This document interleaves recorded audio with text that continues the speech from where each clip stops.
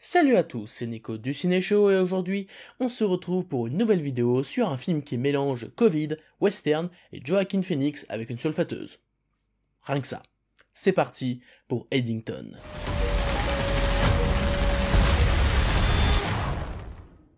We need to free each other's hearts.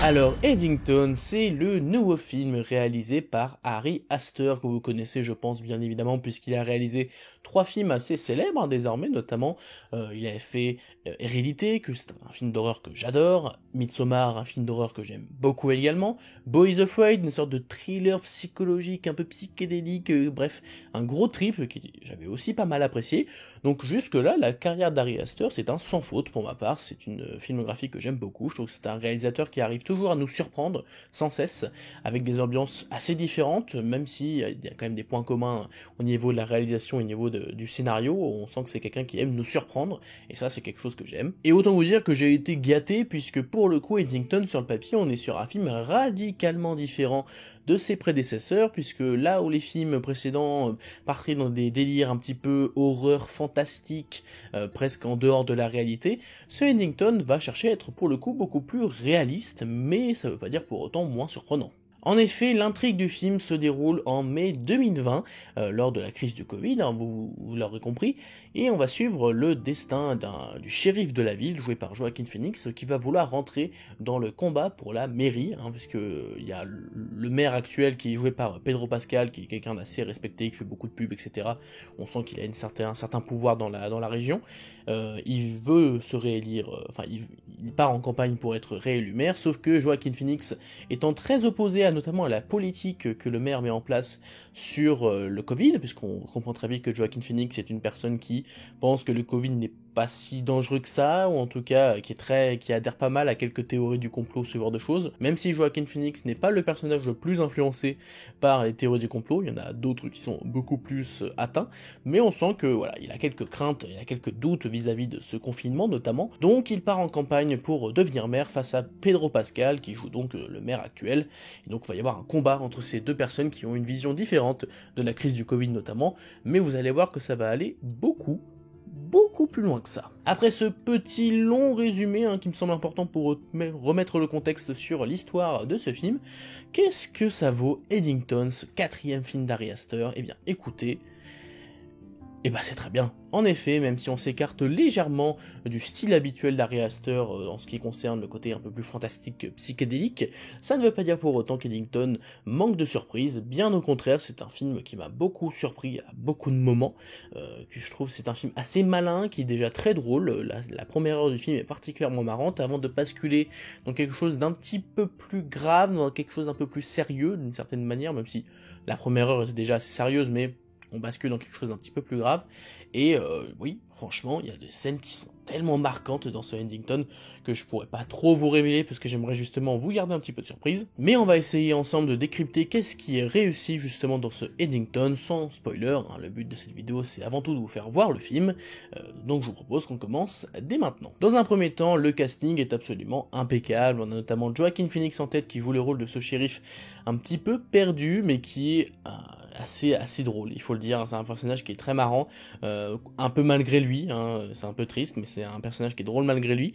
surtout dans la première heure, là encore, où il va faire cette campagne justement pour être élu maire, on sent qu'il est parfois un petit peu à côté de la plaque, qui sait pas trop de quoi il parle, et justement le film joue beaucoup sur ce personnage et sur les personnages qui sont avec lui, sur le côté des critiques autour du confinement lors de la crise du Covid. Donc je vous préviens tout de suite, si vous êtes anti-vax ou quelque chose comme ça, je pense que ce film ne va pas vous plaire, je vous le dis tout de suite, c'est pour vous, parce que c'est un film qui dénonce en grande partie les actions qu'il y a eu contre la protection, contre le Covid-19, les gens qui se sont plaints des confinements, etc. Je dis pas non plus que c'est un film qui est totalement opposé à ça, faut pas imaginer ça non plus, mais voilà, ça le critique malgré tout, donc faut en avoir conscience. Et de manière générale, je vous dis tout de suite, c'est un film qui est très politique, dans le sens où voilà, il y a de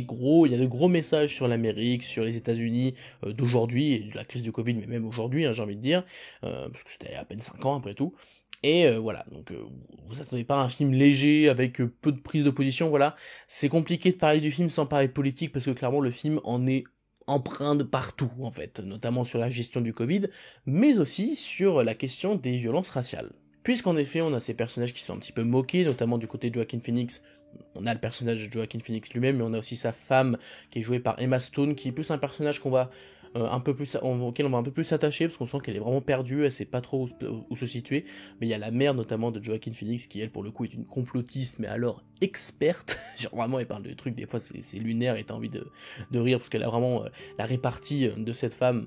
correspond vraiment à beaucoup de personnes qui justement ont utilisé ce genre d'arguments lors de la crise du Covid. Mais en plus de la question du Covid-19, on a aussi la question des violences raciales, encore une fois, comme je vous l'ai dit juste avant, puisqu'en plus le film se passe en même temps qu'il y a eu l'arrestation et la mort de George Floyd. Je pense que ça vous aura pas échappé, c'est un événement extrêmement important du début des années 2020. C'est le Black Lives Matter, lorsque George Floyd, cet afro-américain, avait été arrêté et tué lors de cette arrestation par un policier. Et donc durant tout le film, il y a une montée des manifestations justement pour protester contre cette violence, contre ces inégalités, contre les afro-américains, et c'est quelque chose qui émane vraiment le long métrage. Pour le coup, c'est quelque chose qui est très présent. On sent vraiment que le but du film, c'est de montrer les grosses tensions de l'époque, justement, des années 2020. Donc c'est principalement, effectivement, la crise du Covid et les violences policières, notamment, en l'occurrence, c'est envers les populations afro-américaines, avec le fameux hashtag Black Lives Matter. Et il raconte cette histoire à travers cette petite ville d'Eddington située dans le Nouveau-Mexique, et je trouve ça plutôt malin, parce que du coup, ça montre l'impact de cet énorme fait de société, de ces deux énormes faits de société, mais à travers une petite ville, et voir comment cela impacte les habitants, et voir comment, par exemple, au bureau du shérif, on va avoir différents personnages qui vont avoir des avis justement sur la question, sur ces questions du Covid, sur ces questions des inégalités raciales. Il y a notamment un personnage qui est clairement un peu indiqué comme celui qui est assez raciste, c'est pas indiqué clairement, c'est pas in your face, mais on sent quand même que c'est celui qui va, à chaque fois qu'il y a une question sur ce sujet, il va dire « Toi, qu'est-ce que t'en penses ?» en visant le seul flic qui est noir dans la brigade. Et souvent, lorsqu'il y a des gens qui se plaignent justement des violences policières et des violences contre les Afro-Américains à la télé, il va changer de chaîne, il va aller sur Fox News, je crois. Fox News qui me semble être une chaîne plutôt qualifiée de droite, voire d'extrême droite aux États-Unis. Donc voilà, il y a quelque chose d'essayer de montrer qu'il y a certains Américains qui préfèrent ne pas voir justement ces violences et préfèrent tout simplement dire qu'elles n'existent pas plutôt que de les assumer. Et Joaquin Phoenix, en fait, son personnage, c'est un personnage qui est un peu entre les deux. C'est un personnage qui est assez perdu, tout comme sa femme qui est jouée par Emma Stone, qui est excellente d'ailleurs dans un rôle assez particulier. On n'a pas l'habitude de le voir dans ce genre de rôle un petit peu plus discret, mais pour le coup elle est excellente. Alors sa femme est encore plus perdue, mais c'est vrai que lui, on sent vraiment qu'il est un peu tiraillé, et certes il a envie de faire le bien. Je pense que c'est un personnage qui est vraiment qui dans le fond a envie de bien faire, mais qui est un petit peu dépassé par les événements. Déjà il a cette façon de penser autour du Covid, il veut pas, durant tout le film on montre qu'en fait il veut pas porter le masque, notamment lorsqu'il est en supermarché, alors que tout le monde porte un masque, et il dit mais c'est n'importe quoi, pourquoi je devrais porter un masque, etc. Donc il y a tout un truc autour du personnage, sauf que je trouve que c'est difficile de le détester, parce que même si ce qu'il fait c'est quand même répréhensible, il a une façon de le faire où tu sens que il y a peut-être un bon fond, d'une certaine manière. On sent que c'est quelqu'un qui est clairement pas hyper intelligent dans le récit, il prend des décisions qui parfois sont complètement à côté de la plaque, mais bon, c'est logique dans le film, c'est juste que son personnage prend des décisions parfois complètement absurdes. En fait, il prend beaucoup de mauvaises décisions, on sent que c'est un personnage qui quand même n'est pas le plus malin de la ville d'Eddington. Bon, il n'y a pas que des mecs hyper malins à Eddington de ce qu'on voit, mais voilà, il prend quand même quelques très mauvaises décisions, notamment il révèle un truc qui s'est passé autour de sa femme et du maire, qui est même pas sûr d'ailleurs, mais vous allez le voir dans le film, il révèle au public pour son élection que sa femme a vécu quelque chose. Voilà, je vous dis pas ce que c'est exactement, mais ce qu'il fait complètement, c'est totalement horrible. Enfin, c'est pas à lui de faire ça, c'est à sa femme de parler, et c'est fait de façon, voilà, le personnage est quand même assez égoïste, même si, voilà, en fait c'est un personnage hyper intéressant parce qu'il est très ambivalent, il est à la fois égoïste, mais je pense qu'il a envie de bien faire, il est à la fois quand même assez bête, il y a beaucoup de passages où il paraît bête, mais tu sens qu'il a vraiment envie de bien faire des fois. Voilà, c'est assez spécial, c'est pas le personnage le plus caricatural du lot en fait. Je trouve que la mère par exemple d'Emma Stone est beaucoup plus caricaturale dans le côté complotiste, un petit peu poussé. Et là, pour Joaquin Phoenix, c'est un petit peu plus ambigu, et c'est ce que j'aime justement, c'est que le personnage, on a du mal à le cerner, et jusqu'à la fin, je trouve que c'est pas clairement dit. Mais du coup, pour revenir sur l'ensemble du film, la réalisation est vraiment excellente. On a déjà une photographie qui est faite par Darius Khondji, hein, qui est un directeur de la photographie assez célèbre, hein, qui a fait beaucoup de magnifiques films. Et là, en l'occurrence, il nous sort là encore des plans de toute beauté. Il y a tout un plan dès le début sur Eddington où tu vois que la ville est assez petite. Et du coup, déjà, on a un plan plutôt magnifique. On a eu un très bon travail sur la lumière, sur la composition des cadres, et notamment sur la fin. C'est là où on va avoir une scène très surprenante que je ne vais pas révéler du tout. Surtout que je crois que la bande-annonce l'a en partie révélée, ce qui est très dommage, parce que moi j'aurais pas voulu qu'on me révèle un tel événement, mais voilà, c'est révélé. Mais il y a tout un truc sur la fin où le film va aller assez loin dans le côté surprenant, que je peux pas révéler. Et on a vraiment de très beaux plans, des plans séquences par moment. On a des scènes de dialogue qui fonctionnent très bien. Certes, il y a quelques chants contre chants classiques par moment, mais la caméra essaye d'être dynamique, justement de créer de l'humour aussi, hein. On sent que la caméra sert aussi à créer des gags, à créer des scènes qui sont assez marrantes, notamment, encore une fois, la première heure, pour le coup, est particulièrement amusante, je trouve. On va avoir ce duel entre le maire et Joaquin Phoenix qui va faire sa campagne pour être élu, et on sent qu'il y a un grand décalage, un côté très burlesque dans tout ça, qui fonctionne vraiment bien, avec un hommage aussi au western, hein, qui est très appliqué, hein, qui d'ailleurs colle pour le coup vraiment avec la crise du Covid, hein, parce que puisque si vous vous souvenez, il y avait une période où on devait respecter des distances, on devait respecter je crois 1,50 m ou 2 mètres, c'était peut-être même plus, je sais plus exactement, mais on avait une distance, et du coup en fait le film joue de ça, pour ensuite faire des sortes de duels entre guillemets de regard, entre deux personnes qui sont du coup espacées par le Covid, ce qui je trouve est sur le papier quand même une idée assez brillante. De manière générale, tout le film est inspiré du western, que ce soit dans quelques bruitages, dans la musique aussi. Je trouve que la musique rend pas mal hommage à ça. On sent qu'il y a une tension qui monte de plus en plus, comme dans un western spaghetti limite. Donc ça, franchement, il y a un côté hommage là-dessus qui, sans être trop forcé, fonctionne plutôt bien. Et ce que j'aime aussi, c'est que c'est un film qui parle du Covid et qui en parle vraiment et en profondeur. Je trouve que c'est un film qui essaie pas d'être feignant à ce sujet-là, qui se sert vraiment du Covid pour raconter quelque chose sur notre société, et notamment des réseaux sociaux, hein. C'est un film qui parle à la fois du Covid, des réseaux sociaux, pour montrer que justement, c'est un moyen d'illustrer en fait visuellement le fait que les gens se séparent de plus en plus, que ce soit à cause du Covid, mais aussi avec les réseaux sociaux. On a l'impression qu'on se rapproche de plus en plus, mais au final, on se sépare de plus en plus dans différents groupes, de plus en plus extrémistes par moment. Tout le monde parle sur les réseaux, mais au final, personne s'écoute. On le voit sur la fin, il y a tout un truc par rapport à un SDF, qu'on va voir souvent dans le film, et qui passe durant une manifestation, on parle des droits des hommes, etc. Et personne le regarde, et du coup c'est assez ironique de se dire que ces personnes-là qui font du militantisme pour pouvoir aider les gens, au final quand t'as une personne qui peut être aidée littéralement juste à côté de toi, ils ne l'aident pas. Et il y a un discours là-dessus aussi, le film est assez nuancé, il cherche pas à te dire juste le racisme c'est pas bien, il te montre aussi que le militantisme de façade, c'est pas forcément beaucoup mieux, certes ça peut être moins destructeur, mais ça peut être très hypocrite. Et on peut noter un excellent travail sur le son, je pense notamment à une scène avec un sniper, je n'en dirai pas plus, parce que là ce sera un gros spoiler, donc je ne dirai pas plus. Mais cette scène-là du sniper est particulièrement bien foutue en termes de son, parce que ça t'agrippe à ton siège, t'es vraiment pris par ce qui se passe. Vraiment, il y a un véritable travail pour rendre ça à la fois réaliste et d'autant plus flippant,